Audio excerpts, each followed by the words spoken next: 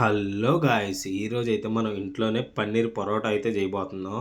First అయితే carrot, beetroot, కొత్తిమీరాకు, లాస్ట్‌లో అయితే పన్నీర్ ఏసేసేసుకోండి. దాని తర్వాత కొంచెం సాల్టు, కారం వేసేసుకొని, కొంచెం గరం మసాలా, టేస్టింగ్ సాల్ట్ లాంటిది ఏదైనా ఉంటే ఏసేసుకోండి. దాని తర్వాత బాగా మిక్సింగ్ చేసుకోవాలా. ఉప్పు, కారం దానికి బాగా అంటుకునేటట్టు. కొంచెం చపాతీలా చేసేసుకొని దాంట్లో పెట్టేసుకొని మనం ఆలు చపాతీ ఎలా చేసేసుకుంటామో అలా ప్రిపేర్ చేసేసుకోండి.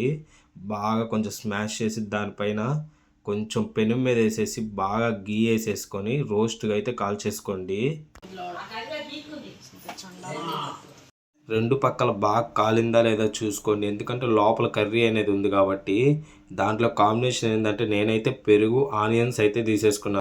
ఆ పెరుగులో కొంచెం సాల్టు, క్యారెట్ తురుము అయితే వేసేసుకోండి. ఆ పెరుగుతో నంచుకొని తింటుంటే టేస్ట్ అయితే చాలా బాగుంటుంది. మీలో ఎంతమంది ట్రై చేశారో కూడా కామెంట్ చేయండి. ఇలాంటి మరెన్నో ఫుడ్ వీడియోలు కావాలంటే మన ఛానల్ని సబ్స్క్రైబ్ చేసుకోండి, షేర్ చేయండి అబ్బా.